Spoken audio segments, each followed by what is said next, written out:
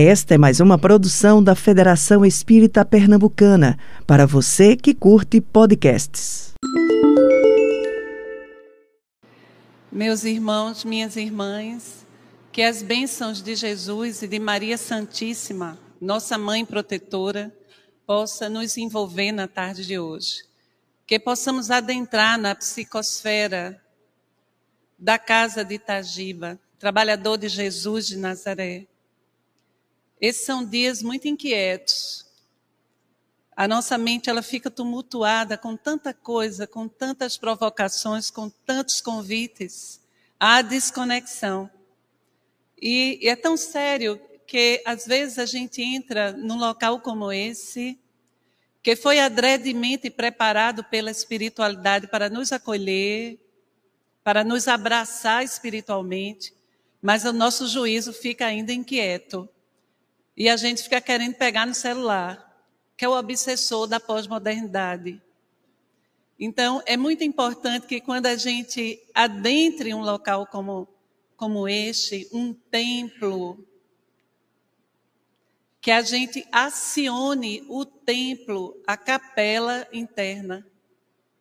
A gente abra acesso interno para captar as vibrações, os medicamentos que já estão sendo dispendidos pelo amor dos tarefeiros do Cristo que trabalham nesta casa. Muitas vezes a gente acha que estamos em tratamento, e estamos, apenas quando adentramos lá a salinha do passe. Agora eu vou receber o meu tratamento. O que a gente não sabe é que quando sentamos aqui, já estamos sendo cuidados com muito amor. Quem é médium, clarividente, consegue perceber a movimentação dos espíritos nesse auditório. O verdadeiro cuidado desses espíritos tão amorosos para conosco. Mas nós, ainda tão infantis, com psiquismo preso a questões, a situações marcadas pelo código da impermanência, a gente não abre os escaninhos da alma. Então, quando a gente se coloca no movimento de vir à casa espírita, venhamos já em abertura, em disponibilidade interna para receber. E quem sabe até doar. Você também pode doar fluidos sentadinho aí. Muitos não sabem, e essa é uma das razões da gente tomar muito cuidado com as conversações nesse ambiente, com o fato da gente não sair aplaudindo. A gente sempre fala isso aqui, que se o palestrante falou ou discorreu sobre o tema de uma forma que tocou seu coração, em vez de aplaudir, faça uma prece e ore por aquela pessoa que está apenas cumprindo uma tarefa. Porque este auditório, ele está, neste momento, habitado não apenas por nós encarnados. O número dos desencarnados supera em muito o número dos encarnados. E as condições são de muito sofrimento.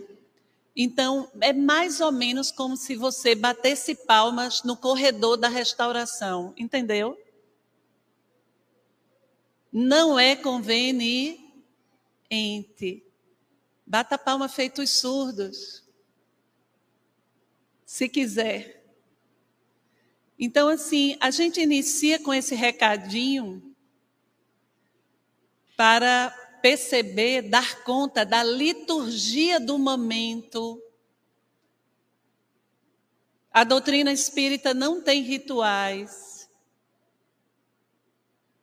A mediunidade não se presta ao espetáculo. Tudo é feito com muita discrição e amorosidade.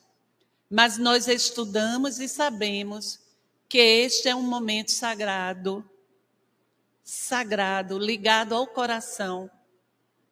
E por isso a gente precisa estar em abertura afetiva para formarmos, nós encarnados, os benfeitores espirituais e a plateia desencarnada, formarmos uma egrégora.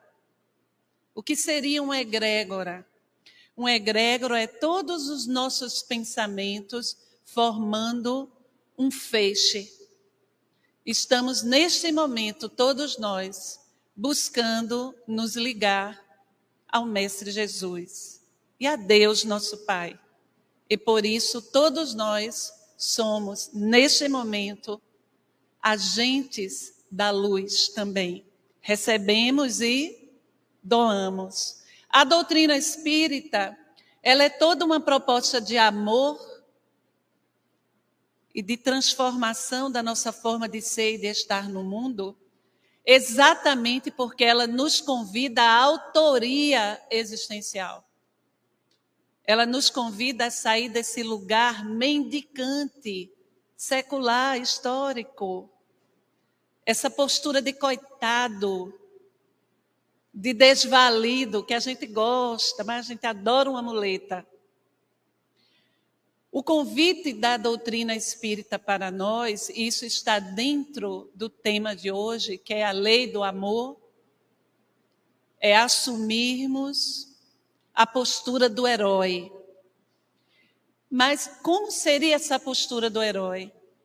É aquele que levanta, mesmo com os joelhos desconjuntados, ele tem o coração em pé para atuar, para dar um sentido ao seu processo existencial. Isso se chama maturidade psicológica. A doutrina espírita, ela nos provoca, nos convida à maturidade psicológica. Nos convida a deixarmos de ser crianças espirituais, a deixarmos de rodar de forma inconsciente na roda da dor e do sofrimento, na sansara da vida. Daí porque essa é uma doutrina que nos convida a estudar, a pensar e a aplicar. Não há dogmas. Isso me aproxima muito do Espiritismo. Não há dogma.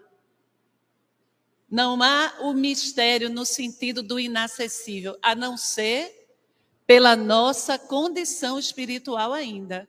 Mas tudo nos será acessível a partir do momento que nós evoluirmos. E a doutrina espírita, ela se manifesta em amor e revela o amor de Deus exatamente por ser prospectiva. É uma doutrina progressista. Vocês estão me ouvindo bem? Ou está com chiado? Tá bom, tá? Vou tomar uma aguinha aqui. Se eu tiver um ataque de tosse, vocês orem por mim, viu? Que eu estou saindo de uma gripe. Então, é uma doutrina progressista. Está lá no capítulo 18 da obra A Gênese. O senhor Allan Kardec fala, discorre sobre o progressismo do Espiritismo. Porque nos convida exatamente a nos movimentar para o vir a ser. E nós aprendemos e raciocinamos que estamos em determinadas condições, mas apenas estamos. Porque no nosso processo existencial, nós iremos passar por experiências que nos ajudarão a superar certos aspectos que nos prendem à retaguarda. E aí nós vamos levar a nossa mente agora lá aquele momento em que José e Maria, a Sagrada Família, estavam atravessando, fazendo aquela travessia para Belém. Vamos levar a nossa mente para esse momento. Porque nós estamos falando do momento em que o governador do nosso orbe, Jesus, o Cristo de Deus, o ser interplanetário que nos acolhe em sua tutela moral e afetiva, em que Jesus iria nascer.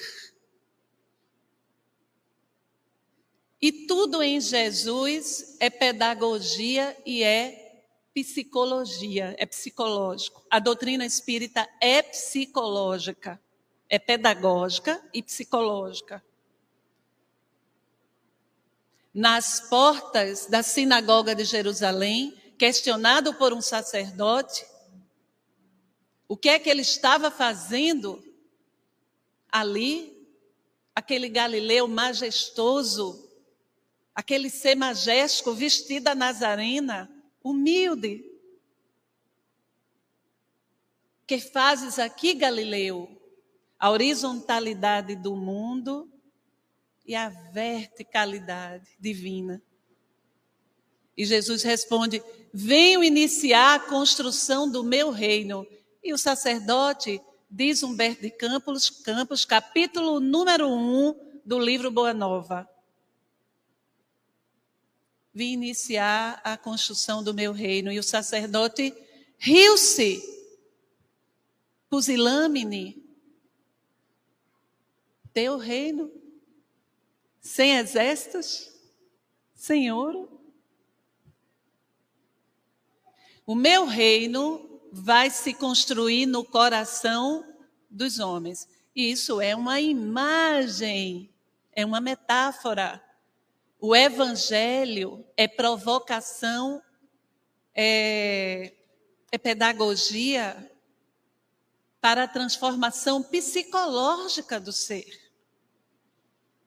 Por isso a gente diz que o Espiritismo, que é o Evangelho de Jesus, o Espiritismo é o Evangelho de Jesus, que se abre em dimensões filosóficas, históricas, culturais, em todas as suas cores, nuances e potência, nos chamando à responsabilidade. Se você é espírita e ainda não entendeu que essa é uma doutrina de coragem, de elegância, e ainda anda de cabeça baixa, você não está entendendo o Espiritismo. Porque o Espiritismo, a primeira coisa que faz, bem compreendido, é provocar inquietações profundas na alma. Você vai passar por um período de dor, de sofrimento para consigo mesmo. Você vai entrar em crise. Se você é espírita e ainda não entrou em crise, você ainda não é espírita. Ou então você é um ser alado, iluminado, que deixou as asas ali guardadas e desceu aqui. Então não existe crise, porque você já é iluminado. Mas nós que ainda estamos nos conhecendo, que ainda estamos na travessia, eu vou voltar para a estrada de Belém, viu? Calma. Que ainda estamos na travessia, nós entramos em crise, sim, se somos espíritos.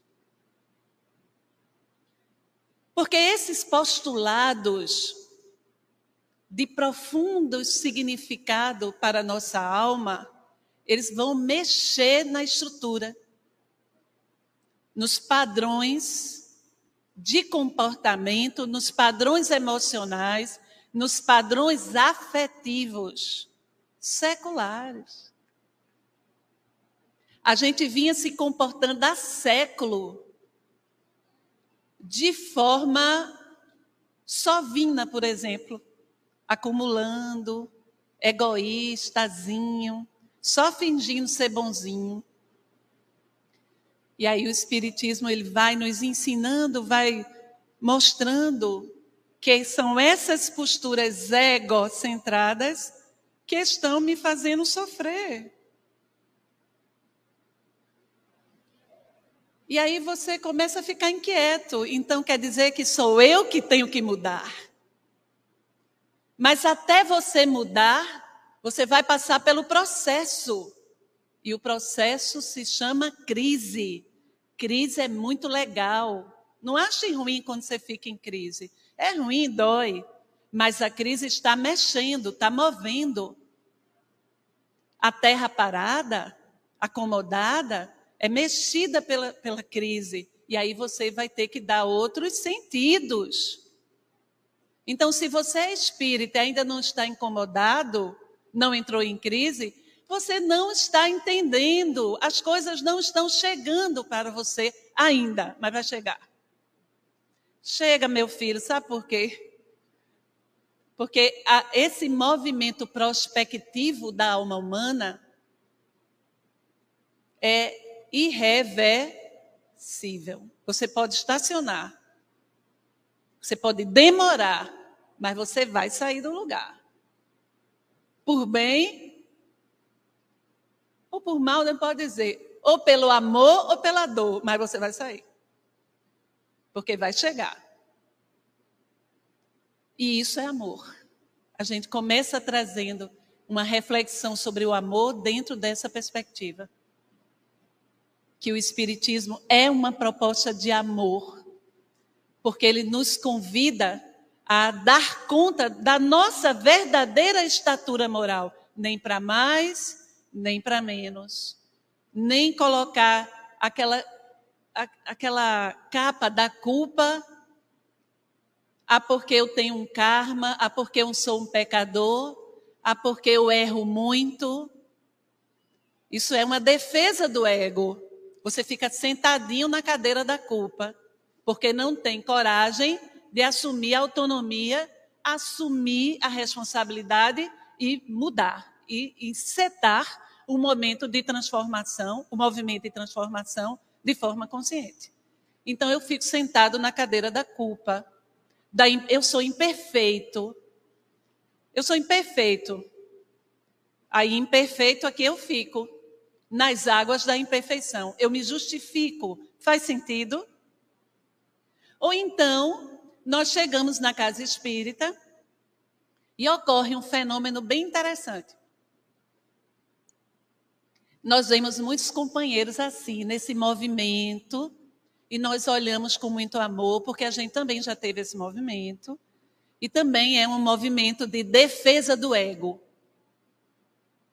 A pessoa se transforma. Pense num trabalhador exemplar da casa espírita. Tudo assim, sabe? Daqui para fora. Vem quase todo dia para o centro. Vai para todo o congresso, do Oiapoque ao Chuí. A pessoa participa de tudo. Mas o negócio não está acontecendo aqui. Ela está na persona. O que é uma persona? Uma aguinha aqui. Uma persona é como se fosse uma máscara. A persona do espírita, do cristão. A gente encontra com a pessoa, ela faz, Deus te abençoe. Que Deus te proteja. E em casa, pense numa joinha. Quando está vindo para cá, para a federação, aí vai se transformando, vai botando a persona. Uma pessoa bem cristã, bem caridosa, disponível, mas em casa não está disponível para ninguém. Tudo bem, pelo menos a pessoa já está começando a exercitar aqui. Tudo bem, é processo. É um processo. Mas a vida vai mexer e a pessoa vai ser provocada a buscar. Só um minuto. A buscar a sua própria verdade. E aí a gente volta lá para a estrada de Belém. A manjedoura era apenas uma gruta. O lugar onde Jesus nasceu era apenas uma gruta de pedra. Quis o Senhor nascer em travessia. Nascer a caminho. Vamos trabalhar a imagem, o simbólico do nascimento do Cristo. Vamos todos acompanhar em pensamento aquele momento, daquela noite tão importante para a nossa humanidade. Estava lá José, Maria e o burrico, e o menino Jesus no ventre de Maria. Estava anoitecendo e não havia lugar que desse maior acolhimento, melhor acolhimento para que o menino nascesse. Vocês acham que Jesus não planejou essa circunstância? É claro que ele planejou, porque a gente precisa estudar o Evangelho dentro dessas dimensões profundas. Os significados, a poética de cada passagem. Poética é tudo aquilo que nos leva ao si profundo, à alma, ao espírito, ao self. E o Senhor nasce a caminho. Até nisso ele quis se colocar junto de nós. Porque nós também estamos todos... Me ajuda aí. Se perceba assim. Você é, eu sou, somos todos refugiados.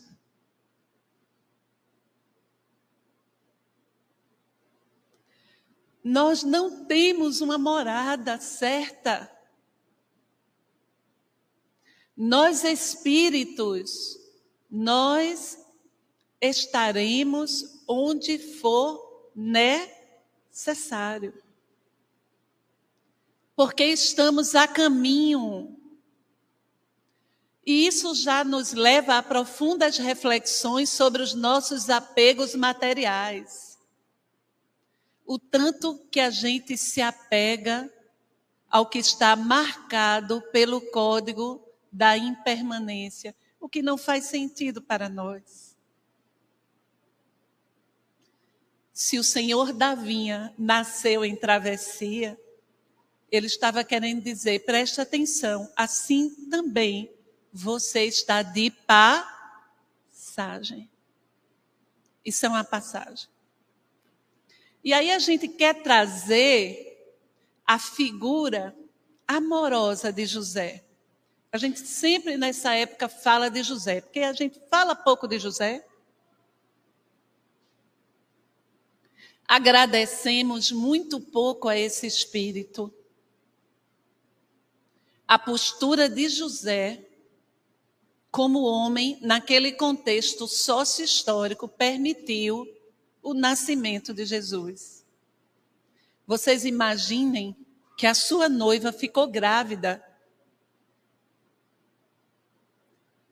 Esse é o primeiro testemunho de fé desse homem.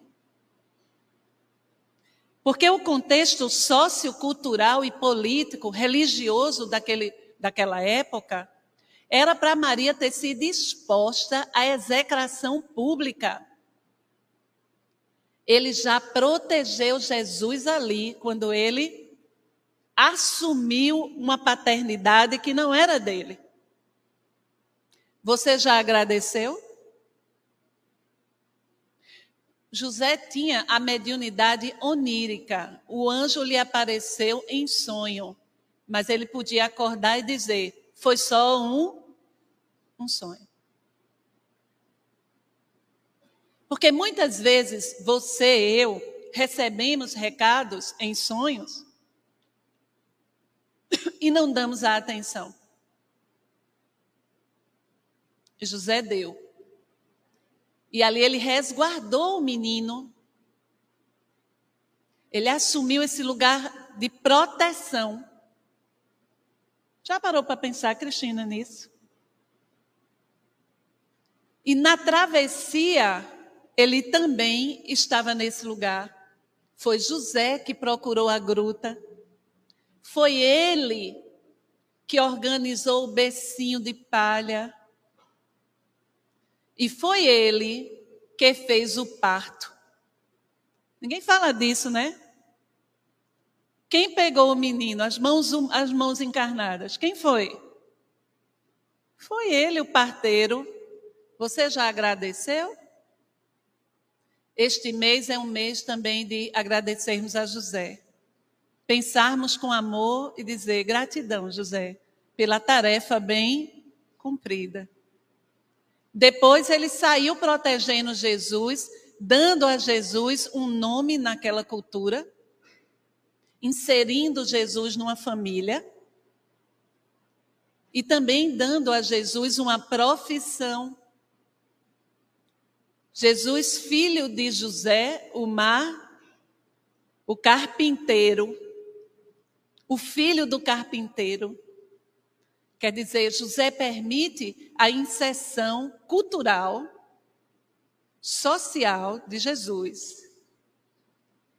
A sua postura, a sua elegância, a sua discrição. Há muito para a gente pensar aqui, não é? Isso se chama amor. Eu, às vezes, preparo um bocado de slide e não uso nenhum, mas eu vou usar alguns. A lei do amor. Então, depois desse preâmbulo, a gente vai aqui lá para o Evangelho segundo o Espiritismo, numa mensagem escrita pelo Espírito Lázaro. Ele diz: a lei do amor substitui a personalidade pela fusão dos seres e extingue as misérias sociais. Feliz aquele que, sobrelevando-se à humanidade, ama com imenso amor os seus irmãos em sofrimento. Feliz aquele que ama, porque não conhece as angústias da alma, nem as do corpo. Mas vamos falar sobre o que significa amar. O processo de amar não prescinde de que nós nos reconheçamos como necessitados de amor. Aliás, do nosso próprio amor. Demandado por Nicodemos, que perguntou a Jesus, o doutor da lei, o que era preciso para se entrar no reino dos céus, Jesus responde: Nicodemos, bar Nicodemos, Nicodemos, filho de Nicodemos, és doutor e não sabes? É preciso nascer de novo, da água e do Espírito. Nascer da água e do Espírito. Ele fala, quando Jesus diz nascer da água e do Espírito, essa imagem é como se Jesus estivesse dizendo, porque Jesus, ele usa imagens arquetípicas, imagens que vão atingir todas as culturas, todos os povos, em qualquer tempo. Por isso ele fala, nascer da água e do Espírito. Ele está querendo dizer, é preciso reencarnar, nascer e renascer num avatar novo, num novo corpo. E nesse nascer da água, um novo corpo, nascer também em espírito. Ou seja, nesse processo de amor e iluminando o próprio espírito. Então, ainda nesse diálogo de Nicodemos, do jovem doutor da lei, com Jesus responde a Nicodemos quando ele pergunta: o que é preciso fazer para entrar no reino dos céus? Jesus responde: amar a Deus com todas as forças do nosso coração. E ao próximo como a si mesmo. Agora vamos desdobrar o ensinamento. É possível amar a Deus sem amar o próximo? Não, é hipocrisia, você não ama a Deus. É possível amar o próximo sem se amar? Não. Quem não se ama, não ama bem ninguém. Claudica na forma de amar. Então, o seu grande projeto é você mesmo. A primeira pessoa que precisa do seu carinho, do seu cuidado, da sua atenção, do seu respeito, é você.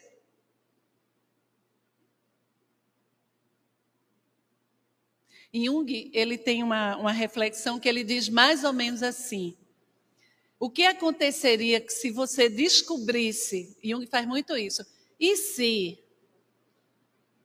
Ele trabalha muito, eu sou junguiana, trabalha muito assim, e se? Quer dizer, coloque dúvidas nas suas certezas. E se? O que aconteceria se você descobrisse que o mendigo mais miserável, que o maior dos necessitados do seu amor é você mesmo? A gente não dá conta disso, né? Ô, Nani, mas isso não é egoísmo? Não. Ao contrário. É importante que você dê conta das suas questões, porque você está encarnado. Quais são os aspectos que precisam ser enfrentados? Que você reconheça aqueles aspectos mais conflituosos, que você tenha amorosidade para consigo mesmo, paciência com você mesmo, e que você se cuide, porque quando a gente retorna à pátria espiritual, a gente presta conta do que fizemos das nossas horas. O que fizemos para potencializar o amor, a capacidade de amar. E se eu não me amei, eu não me cuidei, eu não me respeitei, eu não ouvi a minha alma. A alma precisa ser escutada. Escute sua alma, não se negligencie. Se você não escuta sua alma, não medita, Joana de Ângeles diz que é muito importante todos os dias reservar um horáriozinho que você vai orar, meditar, escutar a si mesmo. A gente não faz isso, a gente não suporta. A primeira coisa que a gente está fazendo ao acordar é intoxicar o nosso psiquismo com as redes sociais. Não é por outra razão que nós estamos com um grande número de ansiosos e o Brasil é campeão planetário. Então, primeiro, busque um lugar tranquilo, ore, coloque uma música, medite, se escute. O mal-estar está aqui, ó. Você está sentindo angústia. Pergunte a si mesmo, por que estou angustiado? O que é que está doendo em mim? Mas a gente negligencia, a gente não dá ouvidos, a gente diz é besteira. Isso é besteira minha. Como que você vai cuidar do outro se você não se cuida? Então, amar a Deus sobre todas as coisas, com todas as forças do coração, e ao próximo como a si mesmo. Quer dizer, começa por se amar, se respeitar. Olha para o próximo. Reconhece no próximo a tua humanidade. Percebe que o próximo é um ser em expedição humana aqui na Terra, é um ser em travessia com você.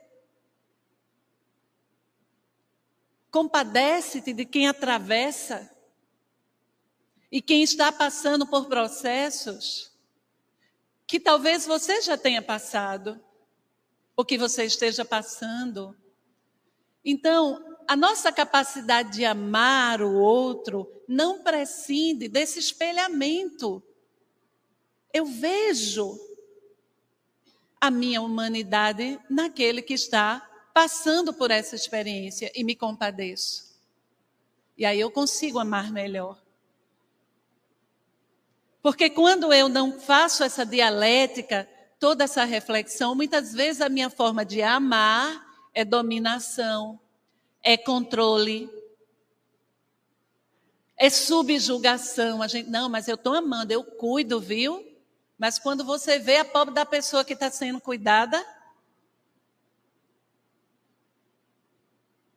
pelo seu amor, você está passando muitas vezes por cima da pessoa, achando que está cuidando. Mas eu cuidei, eu fiz tudo. Inclusive, isso é uma defesa. Há perfis psicológicos em que a pessoa assume essa postura, sou eu que cuido, sou eu que faço, sou eu que lavo, passo, faxino, centraliza tudo, faz tudo, esperando o quê? Está fazendo por amor mesmo? Será que é amor? Mas sou eu que faço tudo. Eu me dou a você. Está esperando o quê? Reconhecimento. E aí a gente tem uma defesa do ego muito bem estruturada. Eu estou no lugar do disponível, eu estou disponível. Não é bom estar disponível o tempo todo, não. Isso não é saudável. Nem para quem recebe, nem para quem dá. Porque tem que haver equilíbrio no dar e no receber. Quem dá demais não está amando. Mas eu dou tudo. Não é amor. Está se mexendo na cadeira, né? É porque a gente adora essa defesa. Mas eu dou tudo, a gente está bem justificado, bem santinho, uma auréola de uma pessoa bem boazinha. Defesa do ego.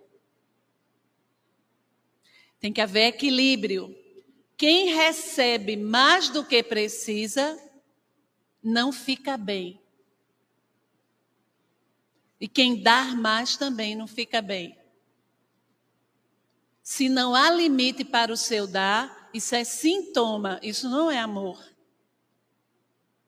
Eu me dou inteira. Isso não é saudável. Não se dê inteira porque você precisa ter seus espaços individuais de saúde e com você mesmo. Ah, mas eu me dei inteira. Dê não, viu? Pode parar. Dê o necessário para que a pessoa ela continue, ela avance, ela melhore, mas que ela não perca a dignidade e não fique sua devedora. Para depois você rodar o dedo e dizer, mas eu dei para você. Percebe as defesas da gente, como a gente funciona? Isso vale muito. Isso foi uma coisa que eu trabalhei muito tempo na minha terapia. Eu sofria de desequilíbrio de dar. A minha neurose era tão grande que quando a pessoa estava aqui falando, Nani, rapaz, a geladeira lá de casa quebrou. Eu já estava pensando como é que eu ia dar uma geladeira, ajudar. Mas a pessoa nem pediu, ela só estava conversando. Percebe? Aí quando vê, eu chegava com a geladeira. É constrangedor. Será que ela me pediu mesmo? Eu estou dando um exemplo bem bestinha, mas eu tinha esse funcionamento. Eu achava que eu tinha que resolver o problema de todo mundo. Síndrome de Madre Teresa de Calcutá. Sem ser um espírito superior. Porque Madre Teresa é um espírito superior. Para mim ainda falta uma estrada. Então eu dava mais do que tinha condições. Gerava o quê? Desequilíbrio. E não é amor. Não é amor, é neurose. Então a gente começa já desmistificando essa questão de amar. Como é que se deve amar mesmo? Não é? Deixa eu passar aqui. Vou avançar um pouquinho. A questão 784 do Livro dos Espíritos, o senhor Allan Kardec faz a seguinte questão. Bastante grande é a perversidade do homem. Não parece que, pelo menos do ponto de vista moral, ele, em vez de avançar, caminha a recuos? Essa é uma sensação que a gente tem nos dias de hoje, né? A gente pensa que está tudo um caos e que a maldade prevalece. Eu nunca vi, gente, nunca vi cenas como eu estou vendo hoje. Pessoas se sentirem com permissão de proferirem frases racistas, por exemplo, e dizer que isso é liberdade de expressão. É uma distopia do momento. Então a gente tem a sensação que recuou. É guerra, é isso e aquilo. Não, gente. Se você parar para prestar atenção, ao mesmo tempo que ainda existem essas vozes atrasadas, gritando, querendo levar, parece que são espíritos que estavam presos lá desde antes da Idade Média, e até né, Cris? E que reencarnaram agora e perderam o iluminismo, né, o renascimento, todos os processos civilizatórios que a humanidade passou. Por exemplo, eu peguei um Uber e o motorista do Uber disse, a senhora acredite, disse para mim, que o problema é essa história de direitos humanos. Eu senti vontade de dizer, meu filho, mas depois eu fiquei calada. Me deu um cansaço. Quer dizer, então, criatura, se o problema são os direitos humanos, reencarna na Idade Média, quando as pessoas eram amarradas em carroças, se havia a ideia que elas tinham cometido um crime e eram arrastadas até que os corpos se desfacelassem. Volta para lá. Porque eu mesmo não volto. Eu quero daqui para frente. Tu não gosta dos direitos humanos? Não tem problema não, volta. Vai para um planeta onde ninguém saiba nem o que é isso. Percebe? Aí a gente vai para o capítulo 18 da obra Gênese, quando o senhor Allan Kardec diz que neste momento, esse capítulo é profético, haveria convivendo duas humanidades. Uma progressista, banhada nas ideias da iluminação, na fraternidade, do amor e da paz, e outra humanidade querendo puxar o carro lá para trás. Já acabou, foi, Cristina? Meu Deus do céu. Tá, veja como o tempo é relativo. Para mim, eu estava 15 minutos aqui. Então, deixa eu passar aqui para o final. Eu quero só esse finalzinho, que é do espírito Sansão, que foi membro da Sociedade Espírita de Paris.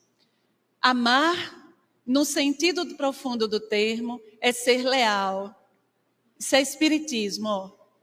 É ser leal, é ser probo, honesto, é ser consciencioso para fazer aos outros aquilo que deseja para si mesmo. É buscar em torno de si a razão íntima de todas as dores que acabrunham o próximo.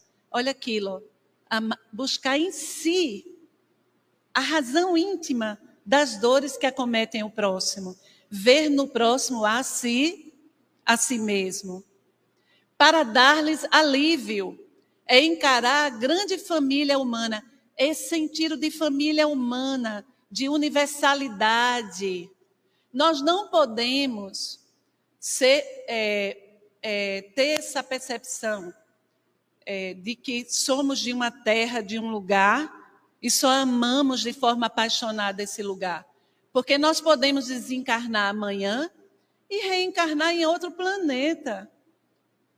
Então, nós amamos o Brasil, ficamos tristes que a gente perdeu, né, o jogo, mas vamos encher o nosso coração de amor e continuar torcendo por outros países, são nossos irmãos. Eu estou torcendo por Marrocos, viu? Porque é um time, né, que vem lá da África, eu estou torcendo por eles. Então, essa visão universalista. Você não ama só seu cercadinho, você ama a humanidade inteira, para além fronteira. Porque é uma família humana. Porque essa família irá reencontrar um dia em mundos mais adiantados, pois os espíritos que a constituem são, como vós, filhos de Deus, marcados na fronte para se elevarem ao infinito. Então, meus irmãos, nós queremos concluir convocando nesse mês do Natal a todos nós que estamos aqui em expedição, em travessia, que nós procuremos a nossa manjedoura interna, busquemos o menino, busquemos o significado profundo do Rei Solar se fazer frágil, pequeno, em meus animaizinhos, toda a dimensão de amor, em se humildar para ser, em expressão potente e amorosa, a nossa humanidade. Pensemos neste Cristo psicológico que nos convida ao alto amor, à reflexão, a figura impoluta de Jesus, ainda de braços abertos, esperando amorosamente o nosso despertar.